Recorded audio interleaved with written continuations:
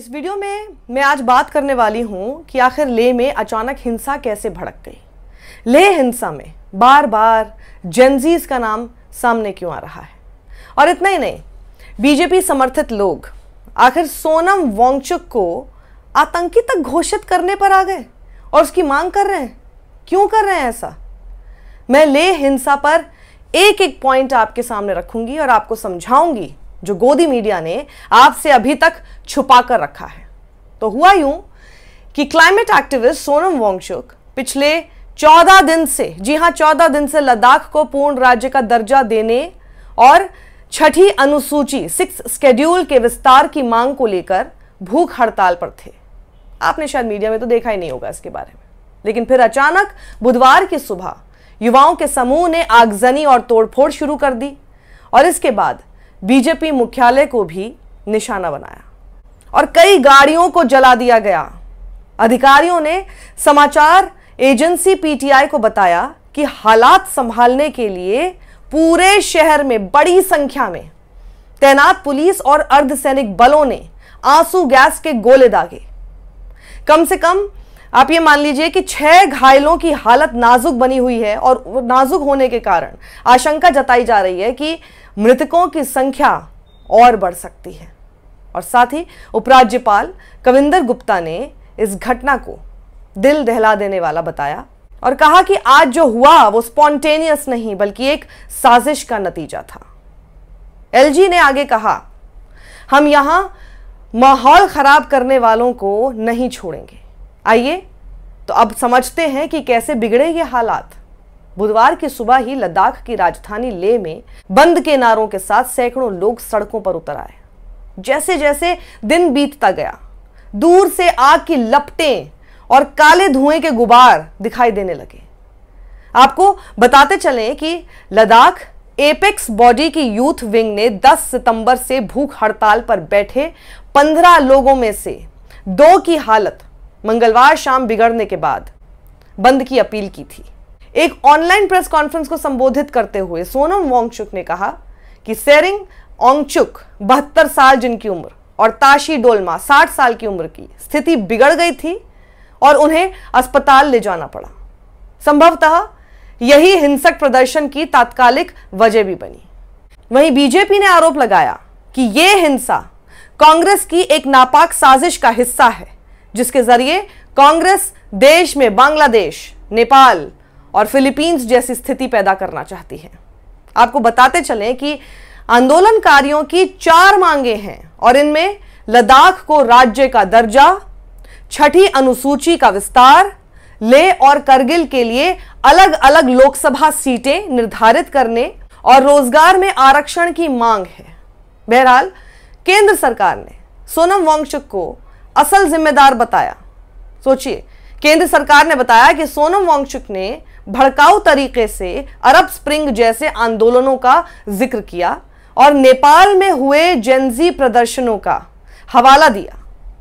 Press बयान में कहा गया कि 24 सितंबर को सुबह लगभग 11:30 बजे वांगचुक के भड़काऊ भाषणों से उत्तेजित भीड़ ने भूख हड़ताल स्थल से निकलकर एक राजनीतिक दल के दफ्तर और सीईसी लेह के सरकारी दफ्तरों पर हमला कर दिया।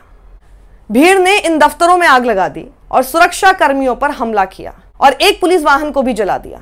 फिर जैसे ही हिंसा बढ़ी, हिंसा को देखते हुए सोनम वांगचुक ने अपनी भूख हड़ताल खत्म करने की घोषणा कर दी और युवाओं से तोड़फोड़ ना करने की अपील की।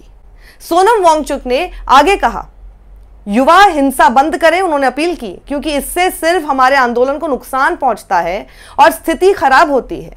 मैं अपील करता हूं लद्दाख के युवा पीढ़ी से कि वो जो भी हो इस रास्ते पर न चलें, हिंसा के रास्ते पर। ये मेरे 5 साल के कोशिशों को नाकाम कर देता है। अगर हम इतने सालों से अनशन कर रहे हैं, शांति से पदयात्रा कर रहे हैं और फिर अंत में अगर हिंसा कर बैठे तो ये हमारा रास्ता नहीं है।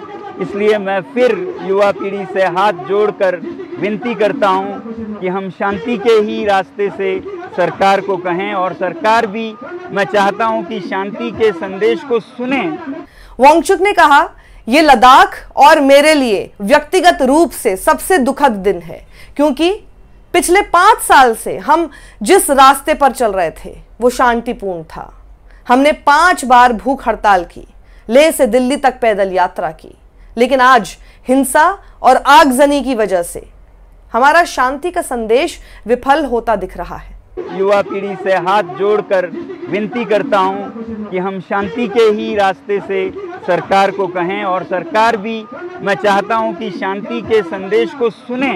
जब वो शांति को अनसुनी कर दें, 1 बार अनशन, 2 बार अनशन, 5 बार तक अनशन करे कोई, लेह से दिल्ली तक पैदल चले आए शांति से, और उसका भी कोई अनसुना कर दे, तो फिर इस तरह के हालात आते हैं। इस समय मैं सरकार से कहूँगा कि वो संवेदनशील हो लद्दाख के बारे में, और युवा पीढ़ी से कहूँगा कि वो शांति के रास्ते पे चले।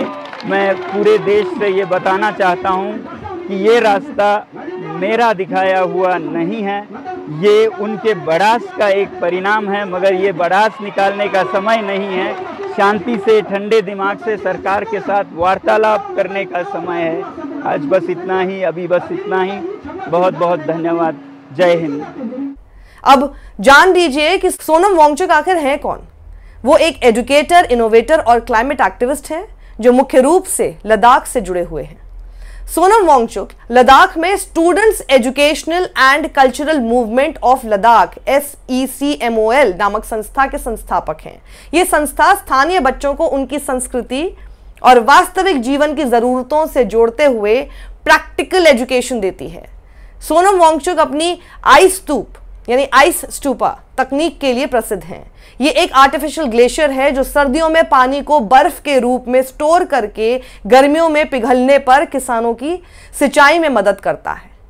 2018 में सोनम वांगचुक को रेमन मैग्सेसे अवार्ड से भी सम्मानित किया गया था। फिल्म 3 इडियट्स आपको याद है, उसमें जो किरदार था फुनसुक वांगडू, वो काफी हद तक सोनम वांगचुक से प्रेरित माना जाता है।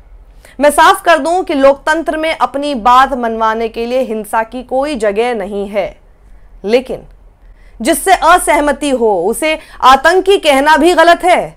यह पढ़िए प्रोपेगेंडिस्ट जैसे द जयपुर डायलॉग्स क्या लिख रहा है। Sonam Wangchuk should be declared a terrorist.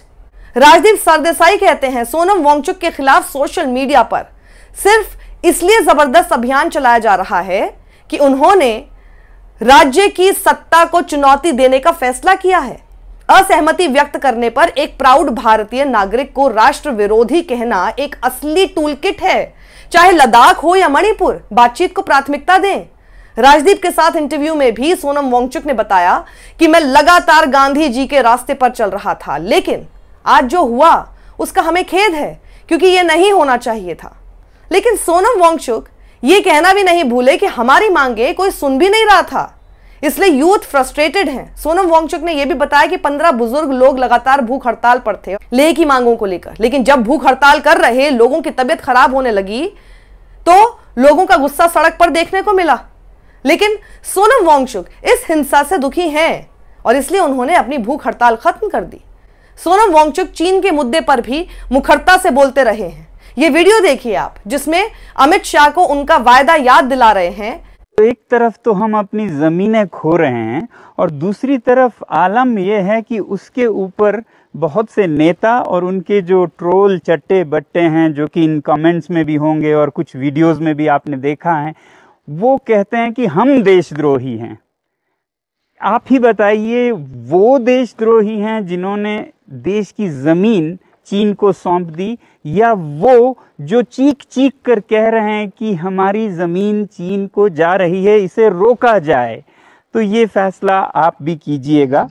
बहरहाल मैं अमित शाह जी को एक फिल्मी गीत से संबोधित करूंगा, और गीत है अमित शाह जी, क्या हुआ तेरा वादा, वो कसम वो इरादा। जो आपने वादा किया था कि 6वें शेड्यूल में लद्दाख को संरक्षित करेंगे, जिसके बुनियाद पर इलेक्शंस जीते, क्या हुआ आपका वादा, वो कसम वो इरादा, क्या हुआ? तो सुना आपने, सोनम वांगचुक ने चीन के मुद्दे पर पूछा था कि देशद्रोही कौन है, जो चीन को अपनी जमीन दे रहे हैं वो, या वो जो चिल्ला चिल्ला कर कह रहे हैं कि हमारी जमीन चीन को जा रही है, इसे रोको। सेरिंग एफिल जो बोर्ड ऑफ डायरेक्टर हैं लद्दाख साइंस फाउंडेशन में, वो लिखते हैं कि हमारे नेशनल मीडिया की हार्श रियलिटी को देखते हुए वाकई बहुत दुख होता है। पिछले 14 दिन से लद्दाख में सोनम वांगचुक के साथ कई लोग शांतिपूर्ण भूख हड़ताल कर रहे हैं और मौन व्रत भी रख रहे हैं।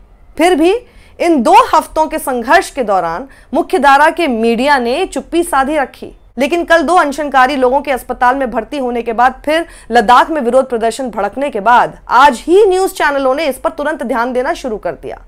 मीडिया का काम सच्चाई को सामने लाना और जमीनी हकीकत को उजागर करना होना चाहिए, ना कि सिर्फ दर्शक बटोरने के लिए अराजकता का इंतजार करना। अब लेह में ताजा स्थिति यह है कि धारा 163 लागू है, जिसे पहले 144 बोलते थे, यानी 4 लोग एक जगह पर इकट्ठा नहीं हो सकते बिना परमिशन के। लेह में आंदोलनकारियों और पुलिस की झड़प में 4 लोगों की मौत हो गई और कम से कम 59 लोग घायल हो गए। इनमें 30 पुलिसकर्मी बताए जा रहे हैं। और एक खबर और आ रही है कि सीबीआई सोनम वांगचुक और उनकी संस्था के खिलाफ विदेशों से मिली कथित फंडिंग की जांच भी कर रही है। लेह में हुई हिंसा को आप कैसे देखते हैं? कमेंट बॉक्स में जरूर बताएं और इस वीडियो को ज्यादा लोगों तक पहुंचाएं। सत्यमेव जयते।